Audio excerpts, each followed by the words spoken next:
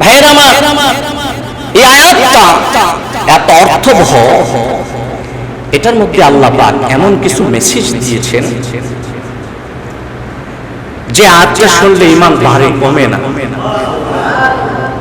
হযরতে উসমান ইবনে মাযউন রাদিয়াল্লাহু তাআলা আনহু উনি বলেন, আমি যখন মানুষেরা দলে দলে মুসলমান হইতে লাগলো, আমি হুজুকে মুসলমান হয়ে গেছি। আমি বুঝে উঠতে পারি নাই মুহাম্মদকে এবং মুহাম্মদ কি আমি বুঝি নাই, আমি এমনি মুসলমান হয়ে গেছি। আমার দিলের মধ্যে ঈমানটা মজবুত করে বসে নাই, মুহাম্মদ সাল্লাল্লাহু আলাইহি ওয়াসাল্লামের ভালোবাসা দ্বারা আমার দিলটা পরিপূর্ণ হয় নাই। আমি একবার মুহাম্মদ সাল্লাল্লাহু আলাইহি ওয়াসাল্লামের সামনে যেয়ে বসলাম। আমার সাথে আব্দুল্লাহ ইবনে আব্বাস ছিল। হঠাৎ করে দেখলাম মুহাম্মদ সাল্লাল্লাহু আলাইহি ওয়াসাল্লামের উপরে ওহী নাযিল হচ্ছে। আমি তাকিয়েছিলাম, মুহাম্মদ সাল্লাল্লাহু আলাইহি ওয়াসাল্লামের অবস্থাটা দেখতেছিলাম। আমি দেখলাম মুহাম্মদ সাল্লাল্লাহু আলাইহি ওয়াসাল্লাম শরীরটা তার ঘামিয়ে গেছে। আমি অনেকক্ষণ পর্যন্ত লক্ষ্য করলাম কে যেন আকাশ থেকে এসে মুহাম্মদ সাল্লাল্লাহু আলাইহি ওয়াসাল্লামকে কি জানি বলে গেছে, কিছুই বুঝি নাই। তারপরে আমি প্রশ্ন করলাম, ইয়া রাসূলুল্লাহ ওয়া ইয়া হাবিবাল্লাহ, কি হয়েছে আপনার? আমি তো বুঝলাম না। আল্লাহ রাসূল বললেন, উসমান ইবনে মাযউন রে, আমার কাছে জিবরাইল এসেছিল, আমার কাছে কোরআনের একটা আয়াত নাজিল হয়েছে। তারপরে আল্লাহ রাসূল এই আয়াতটা উসমানকে তেলাওয়াত করে শোনাইলেন। উসমান বলে, আমার ঈমান মজবুত ছিল না, মহব্বত, নবীর মহব্বত ভালোবাসা দিয়ে ভরপুর দিলটা ছিল না। এই আয়াত শোনার পরে ঈমানও মজবুত হয়েছে, নূর নবী মুহাম্মদ সাল্লাল্লাহু আলাইহি ওয়াসাল্লামের মহব্বত আর ভালোবাসা দ্বারা দিল ভরপুর হয়ে গেছে। ভাইয়ের আমার, এই আয়াতের মধ্যে আল্লাহ পাক ইনসাফের কথা বলেছেন। এই আয়াতের মধ্যে আল্লাহ পাক দ্বিতীয় যে নির্দেশ দিয়েছেন, এটা দয়া করার কথা বলেছেন, মানুষের উপর দয়া করার কথা বলেছেন। দয়া করলে, একজন মানুষ আরেকজনের উপর দয়া করলে আল্লাহ বড় পছন্দ করে, কারণ দয়া করা হচ্ছে আমার আল্লাহর কাজ। মানুষ যখন এটা অন্য মানুষের উপর করে, আল্লাহ এত বেশি খুশি হয়, এত বেশি খুশি হয়, তারে মাফ করে দেয়। কিয়ামতের ময়দানে একজন মানুষ হাজির হবে, একটা সওয়াবের কারণে সে জাহান্নামে চলে যাচ্ছে। সে বলবে, আল্লাহ একটু সুযোগ দাও না, আমি একটা সওয়াব, আমার বাবা থেকে, মা থেকে, ছেলে, ভাই, ব্রাদার, কত কিছু ছিল আমার, তাদের কাছে একটা সওয়াব আমি নিয়ে আসি। আল্লাহ পাক বলবেন, বান্দারে যা, আমি তো আগেই বলেছি সবাই থেকে, সব মানুষ থেকে পলায়ন করবে, কেউ কাউকে সাহায্য করবে না। যা, তোরে যদি কেউ দেয় একটি সওয়াব, তোকে যদি কেউ দান করে, আমি আল্লাহ তোরেও মাফ করব, ওই মানুষটাকেও মাফ করে দিব। ঘুরতে ঘুরতে হাসরের ময়দানে ঘুরতে ঘুরতে কাউকে পাবে না। একটা মানুষ জাহান্নামের দরজার সামনে, এই লোকটা যাইয়া তাকে বলবে, ভাই আমি তো একটা সওয়াবের কারণে, একটা সওয়াবের অভাবে আমি জাহান্নামে চলে যাচ্ছি, আপনার কাছে কি একটা সওয়াব আছে, আমাকে কি দিতে পারবেন? সে বলবে, আমার তো কোনো নেক আমল নাই, একটা মাত্র সওয়াব আছে, এটা দিয়ে আর কি করবো, না এটা তুমি নিয়ে যাও। সুবহানাল্লাহ। এই মানুষটা একটি মাত্র সওয়াব, তার থেকে ভিক্ষা নিয়ে আল্লাহর দরবারে যখন হাজিরা দিবে, আল্লাহ পাক ডাক দিয়ে বলবে, বান্দারে, আজকের এই কঠিন ময়দানে তোমার উপর যে দয়া করলো, আমি কেমনে তার উপর দয়া না করি?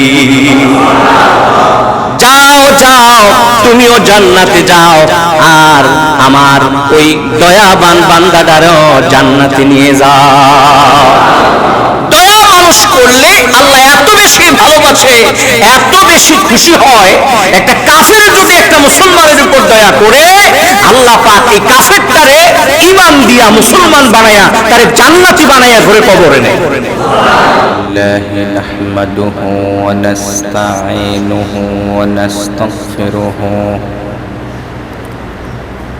ونعوذ بالله من شرور أنفسنا ومن سيئات أعمالنا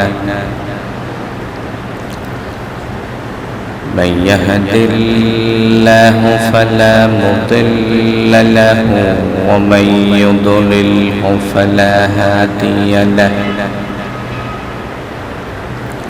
ونشهد أن لا إله إلا الله وحده لا شريك له ونشهد أن سيدنا ومولانا محمدًا عبده ورسوله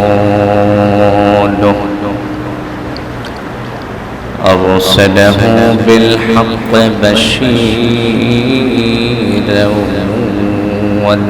ونذيرا وداعيا إلى الله بإذنه وسراجا منيرا أما بعد فأعوذ بالله من الشيطان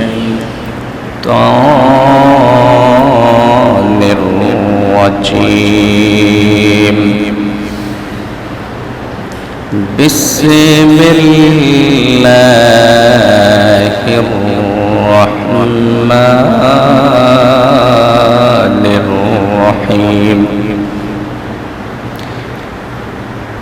إن الله يأمر بالعدل والإحسان وإيتاء ذي القربى وينهى عن الفحشاء والمنكر والبغي يعظكم لعلكم تذكرون وقال تعالى في شأن حبيبه ومحبوبه صلى الله عليه وسلم إن الله وملائكته يصلون على النبي يا أيها الذين آمنوا صلوا عليه وسلموا تسليما اللهم صل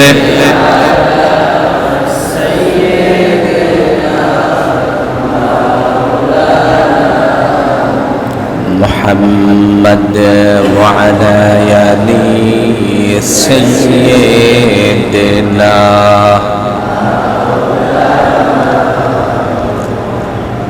بلغ العلا بكماله كشف الدجى بجماله حسنت الجميع وخصاله صلوا عليه وآله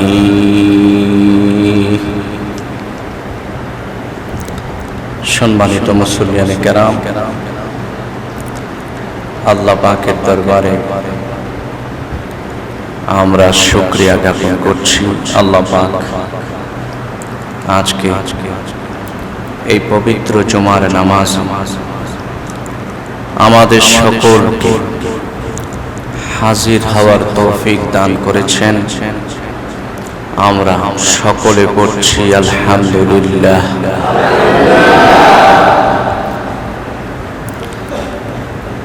সম্মানিত হাজিরিন, আজকে আমি আপনাদের সামনে কোরআন শরীফ থেকে একটি আয়াত তেলাওয়াত করেছি। সূরা আন-নাহল, এই সূরা থেকে আমি একটি আয়াত আপনাদের সামনে তেলাওয়াত করেছি। সংক্ষিপ্ত সময়ে আমি কিছু বলতে চাই। ওমা তৌফিক ইল্লা বিল্লাহ। সম্মানিত মুসল্লিয়ানে কেরাম, আল্লাহ পাক এই আয়াতের মধ্যে মুহাম্মদ সাল্লাল্লাহু আলাইহি ওয়াসাল্লামের উম্মতদেরকে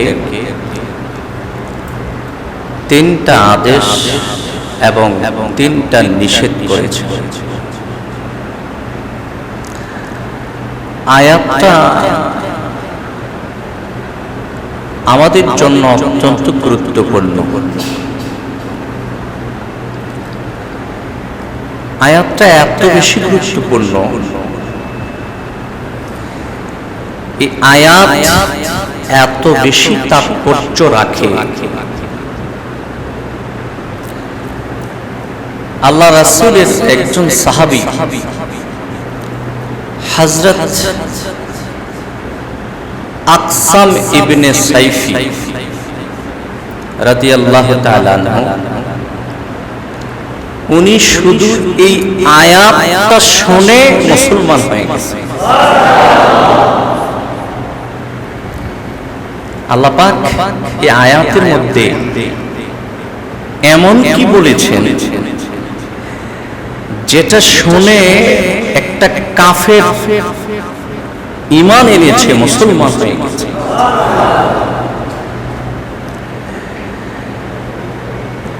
আকসাম ইবনে সাইফি উনি একটা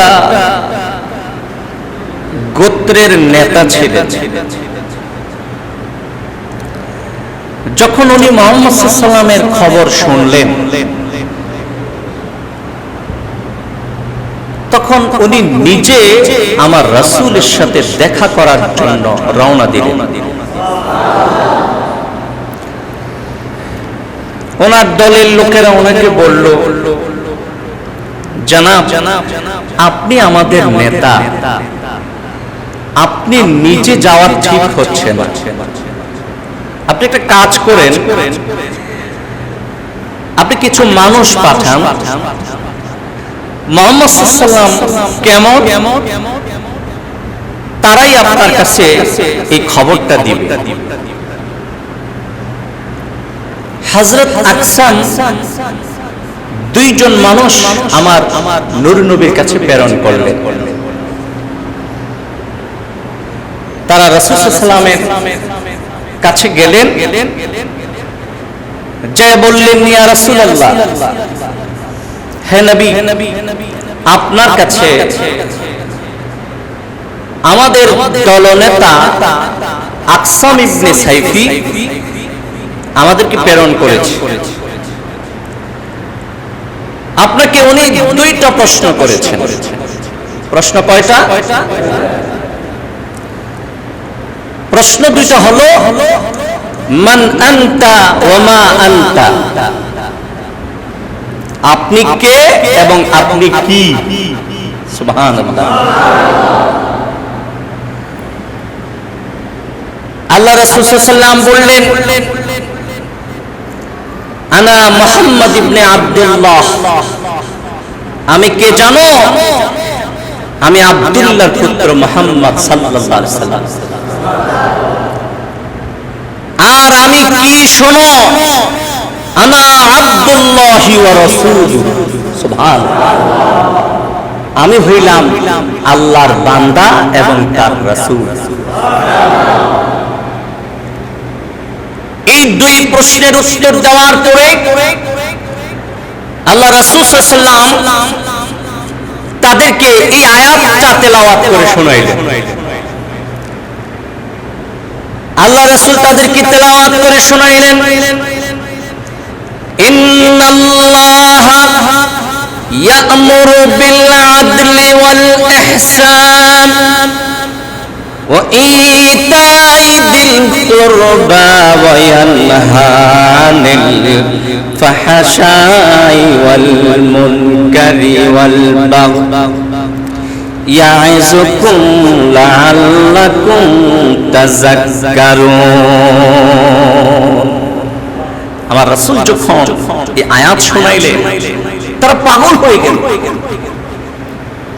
আমার রাসূলকে ডাক দিয়ে বলছে, হে নবী, আমাদেরকে আয়াতটা আবার শোনান। আমার রাসূল সাল্লাল্লাহু আলাইহি ওয়াসাল্লাম তাদেরকে আয়াত আবার শোনাইলেন। তারা আবার বলল, নবীজি আমাদেরকে আয়াতটা আবার শোনান। আমার রাসূল আবার শোনাইলেন। সুবহানাল্লাহ কয় না? আমার রাসূল সাল্লাল্লাহু আলাইহি ওয়াসাল্লাম এতবার তাদেরকে আয়াতটা শোনাইলেন, তারা শুনতে শুনতে তাদের মুখস্থ হয়ে গেল, চলে গেল, নবীর দরবার থেকে চলে গেছে। যায়া আকসাম ইবনে সাইফিকে খবর দিয়েছে রাসূল কে এবং কি, মুহাম্মদ সাল্লাল্লাহু আলাইহি ওয়াসাল্লাম কে এবং কি, এই প্রশ্নের উত্তর দিয়েছে এবং হযরতে আকসামকে এই আয়াত তেলাওয়াত করে শোনাইছে। হযরতে আকসাম সাথে সাথে কালিমা পড়ে মুসলমান হয়ে গেলেন এবং তার দলের প্রত্যেকটা মানুষদেরকে ডাক দিয়ে বললেন, ও আমার দলের মানুষেরা, মুহাম্মদ সাল্লাল্লাহু আলাইহি ওয়াসাল্লাম এমন নবী, এমন একজন রাসূল যে আয়াত উনি আমাকে তেলাওয়াত করে শোনাইলেন, এই আয়াত কোন মানুষ কাউকে দিতে পারে না, এটা আল্লাহ প্রদত্ত ছাড়া কিছু হতে পারে না। আয়াতটার মধ্যে কি আছে, কি মধু ঢেলে দিয়েছে, সুবহানাল্লাহ। আমার রাসূল সাল্লাল্লাহু আলাইহি ওয়াসাল্লাম একবার মক্কার একজন বড় কাফের ওয়ালিদ ইবনে মুগীরাকে এই আয়াতটা তেলাওয়াত করে শোনানোর পরে এই কাফের ওয়ালিদ ইবনে মুগীরা কি বলেছে শুনলে অবাক হয়ে যাবে। ওয়ালিদ ইবনে মুগীরা বলে, ওয়াল্লাহি ইন্না লাহু লাহালাওয়া ওয়া ইন্না আলাইহি লাতালাওয়া ওয়া মা হুয়া বিকাউলি বাশার। সুবহানাল্লাহ। ওয়ালিদ ইবনে মুগীরা বলেছিল, ও মুহাম্মদ সাল্লাল্লাহু আলাইহি ওয়াসাল্লাম, তুমি কি শোনাইলা, আমাকে কি শোনাইলা, এটার মধ্যে মজা আছে, এটার মধ্যে স্বাদ আছে, এই আয়াতটার মধ্যে নূর আছে এবং এটা মানুষের কালাম হতে পারে না। সুবহানাল্লাহ, সুবহানাল্লাহ। ভাইরা আমার, এই আয়াতটা এত অর্থবহ, এটার মধ্যে আল্লাহ পাক এমন কিছু মেসেজ দিয়েছেন যে আয়াতটা শুনলে ঈমান বাড়ে, কমে না। হযরতে উসমান ইবনে মাযউন রাদিয়াল্লাহু তাআলা আনহু উনি বলেন, আমি যখন মানুষেরা দলে দলে মুসলমান হইতে লাগলো, আমি হুজুকে মুসলমান হয়ে গেছি। আমি বুঝি উঠতে পারি নাই মুহাম্মদকে এবং মুহাম্মদ কি আমি বুঝি নাই, আমি এমনি মুসলমান হয়ে গেছি। আমার দিলের মধ্যে ঈমানটা মজবুত করে বসে নাই, মুহাম্মদ সাল্লাল্লাহু আলাইহি ওয়াসাল্লামের ভালোবাসা দ্বারা আমার দিলটা পরিপূর্ণ হয় নাই। আমি একবার মুহাম্মদ সাল্লাল্লাহু আলাইহি ওয়াসাল্লামের সামনে যেয়ে বসলাম, আমার সাথে আব্দুল্লাহ ইবনে আব্বাস ছিল। হঠাৎ করে দেখলাম মুহাম্মদ সাল্লাল্লাহু আলাইহি ওয়াসাল্লামের উপরে ওহী নাযিল হচ্ছে। আমি তাকিয়েছিলাম, মুহাম্মদ সাল্লাল্লাহু আলাইহি ওয়াসাল্লামের অবস্থাটা দেখতেছিলাম। আমি দেখলাম মুহাম্মদ সাল্লাল্লাহু আলাইহি ওয়াসাল্লাম শরীরটা তার ঘামিয়ে গেছে। আমি অনেকক্ষণ পর্যন্ত লক্ষ্য করলাম কে যেন আকাশ থেকে এসে মুহাম্মদ সাল্লাল্লাহু আলাইহি ওয়াসাল্লামকে কি জানি বলে গেছে, কিছুই বুঝি নাই। তারপরে আমি প্রশ্ন করলাম, ইয়া রাসূলুল্লাহ ওয়া ইয়া হাবিবাল্লাহ, কি হয়েছে আপনার, আমি তো বুঝলাম না। আল্লাহ রাসূল বললেন, উসমান ইবনে মাযউন রে, আমার কাছে জিবরাইল এসেছিল, আমার কাছে কোরআনের একটা আয়াত নাজিল হয়েছে। তারপরে আল্লাহ রাসূল এই আয়াতটা উসমানকে তেলাওয়াত করে শুনাইলেন। উসমান বলে, আমার ঈমান মজবুত ছিল না, মহব্বত, নবীর মহব্বত, ভালোবাসা দিয়ে ভরপুর দিলটা ছিল না।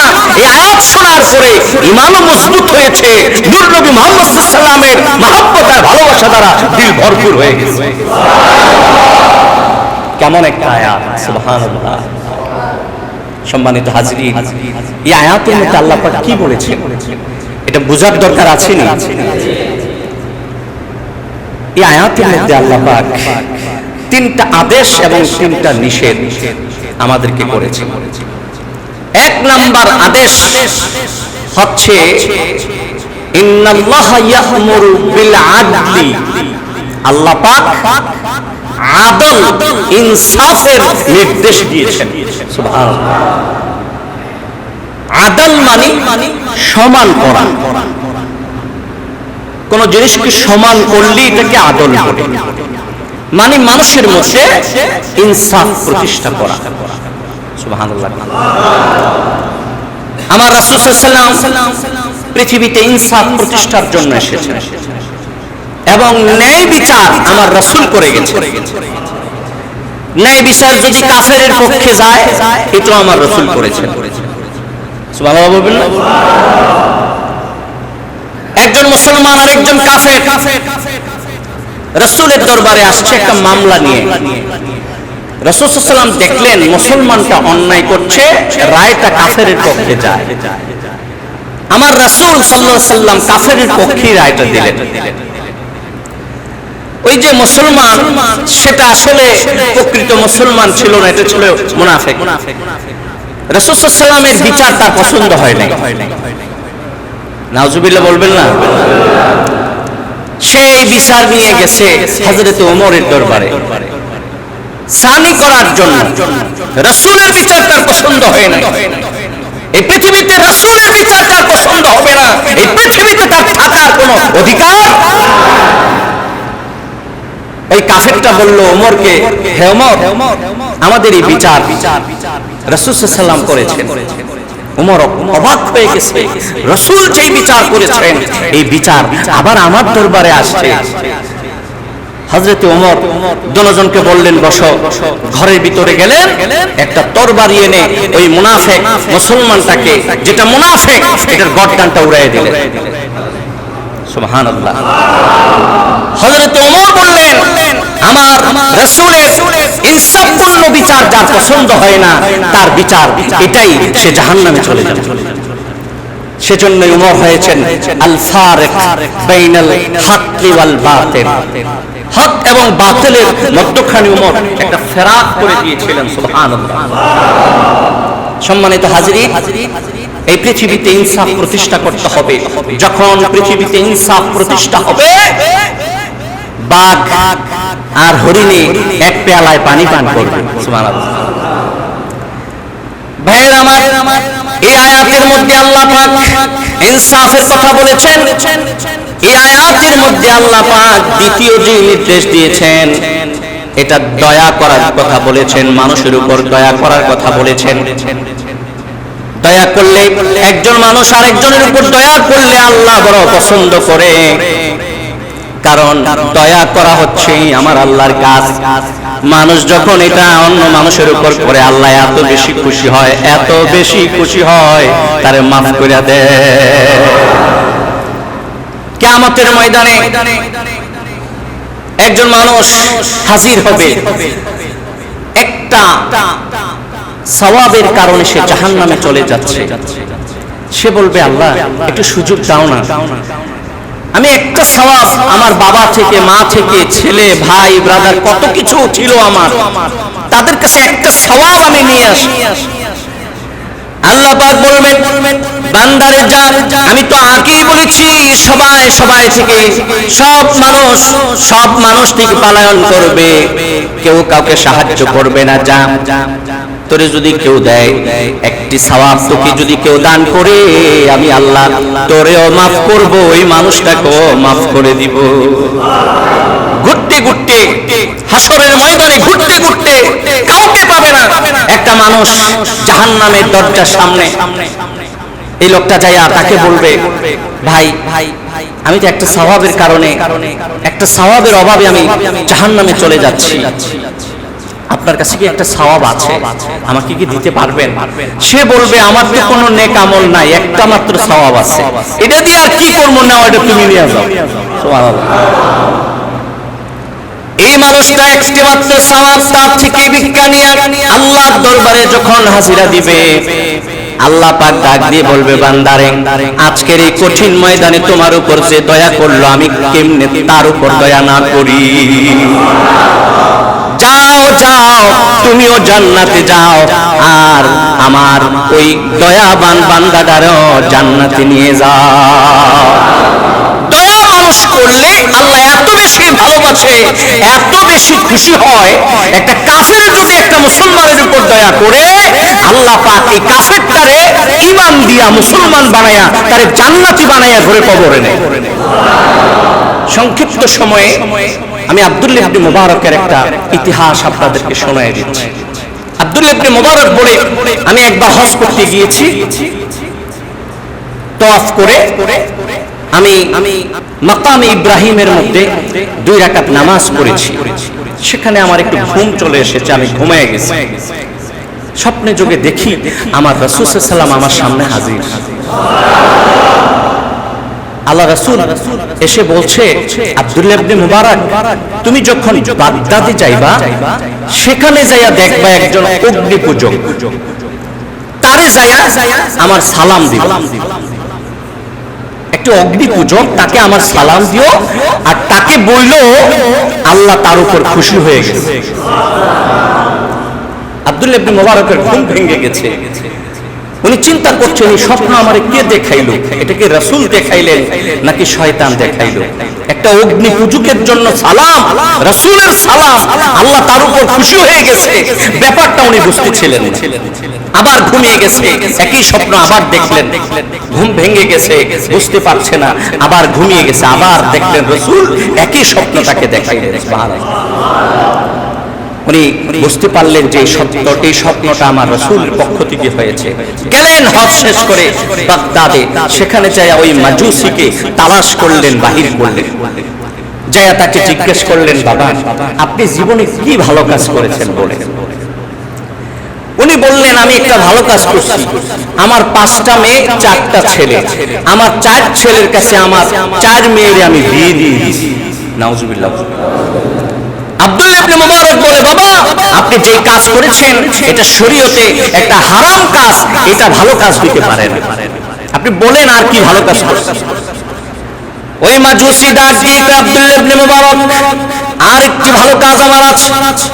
ওই যে 5ম নম্বরে যে মেয়েটা আমার, এটা অনেক সুন্দরী রমণী রূপসী ছিল, তাকে বিয়ে দেওয়ার জন্য আমি কোনো পাত্র পাচ্ছিলাম না, এই কারণে আমি নিজেই এটারে বিয়ে করে নিয়েছি। জোরে কর নাউজুবিল্লাহ। আব্দুল্লাহ ইবনে মুবারক বলে, আস্তাগফিরুল্লাহ, এটা তো ভালো কাজ হতে পারে না, আপনি নিশ্চয়ই আরো কোনো ভালো কাজ করছেন, কি করছেন এটা আমারে শোনান। এবার ওই মাজুসি বলে, আমি গভীর রাতে যখন আমার ঘরে ঘুমিয়েছিলাম, একদিনের কথা, আমার দরজার মধ্যে কে জানি এসে আওয়াজ দিল। আমি বুঝতে পারলাম নিশ্চয়ই কোনো অভাবী, কোনো দুঃখী, কোনো মুসিবতে পড়েছে এমন কোন মানুষ আমার দরজায় এই গভীর রাতে আওয়াজ করেছে। আমি দরজা খুললাম, দেখলাম তোমাদের ধর্মের একজন পর্দানিশী মহিলা। সুবহানাল্লাহ। আমি তাকে জিজ্ঞাসা করলাম, মায়া এত রাতে তুমি আমার দরজায় কেন এসেছ? সে তার অভাব অনটন কথা বলল, সব আমাকে বুঝাইয়া কইল। আমি যাচাই করার জন্য তার বাড়িতে গেলাম, দেখলাম জীর্ণ শীর্ণ একটা কুঠিরের মধ্যে থাকে, একদিকে বেড়া আছে আরেক দিকে বেড়া নাই, চাল কিছু আছে কিছু নাই, খাবার নাই পানি নাই কিচ্ছু নাই। আমি বাড়িতে দৌড়ে গেলাম, তাকে সাহায্য করলাম, সুন্দর একটা ঘর তুলে দিলাম, তার ঘরের মধ্যে যত আহার লাগে সবই দিলাম। তার মেয়ে ছিল 4টা, মেয়েদেরকে আমি কাপড় চোপড় দিলাম, তারপরে বাড়িতে চলে আসলাম। আব্দুল্লাহ ইবনে মুবারক বলে, আপনি এই কাজটা খুব ভালো কাজ কাজ করেছেন। সুবহানাল্লাহ। আব্দুল্লাহ ইবনে মুবারক এবার রাসূলের সালামটা ওই অগ্নি পূজকের কাছে পৌঁছাইলেন এবং বললেন, আল্লাহ এই কারণে আপনার উপর খুশি হয়ে গেছে। এই কথা শুনে এই অগ্নি পূজক আর বরদাস্ত করতে পারলেন না, দরদার করে চোখের পানিগুলি তার গড়াইয়া পড়ল, সাথে সাথে পড়ে নিল লা ইলাহা ইল্লাল্লাহু মুহাম্মাদুর রাসূলুল্লাহ সাল্লাল্লাহু আলাইহি ওয়াসাল্লাম। অগ্নিপূজক কালিমা পড়ল, সাথে সাথে একটা চিৎকার করে সে শহীদ হয়ে গেল। সুবহানাল্লাহ। আব্দুল্লাহ ইবনে মুবারক বলেন, এই লোকটাকে আমি গোসল দিলাম নিজের হাতে, আমি কাফনের কাফড় পরাইলাম, তারপরে জানাজা পড়াইলাম, কবরের মধ্যে শোয়াইলাম। রাতের বেলা যখন আবার ওই মাকাম ইব্রাহিমের মধ্যে তওয়াফ করে শুইতে গেলাম, আমার রাসূল ডাক দিয়ে আব্দুল্লাহ ইবনে মুবারক রে, কারে শোয়াইলা কবরে? সে তো এখন জান্নাতের মধ্যে ঘুরতেছে। সুবহানাল্লাহ। একটি অভাবী মানুষের উপর সাহায্য করার কারণে, দয়া করার কারণে আল্লাহ এত বেশি খুশি হয়ে গেছে, একটা কাফেরকে, একটা অগ্নিপূজককে মুসলমান বানাইয়া ঈমান দিয়ে আল্লাহ কবরে নিয়ে গেছে। দয়া করলে, মায়া করলে, মানুষের উপর রহম করলে এটা আল্লাহ এত বেশি পছন্দ করে, এত বেশি পছন্দ করে আল্লাহ খুশি হইয়া মাফ করে দেয়। সম্মানিত হাজিরিন, আল্লাহ পাক এই আয়াতের মধ্যে আমাদেরকে ইনসাফের কথা বলেছেন, দয়ার কথা বলেছেন, নিষেধ করেছেন তিনটা কাজ থেকে, অশ্লীল কাজ থেকে, অসৎ কাজ থেকে, মানুষের উপর জুলুম করা থেকে, অন্যায় করা থেকে আল্লাহ নিষেধ করেছেন।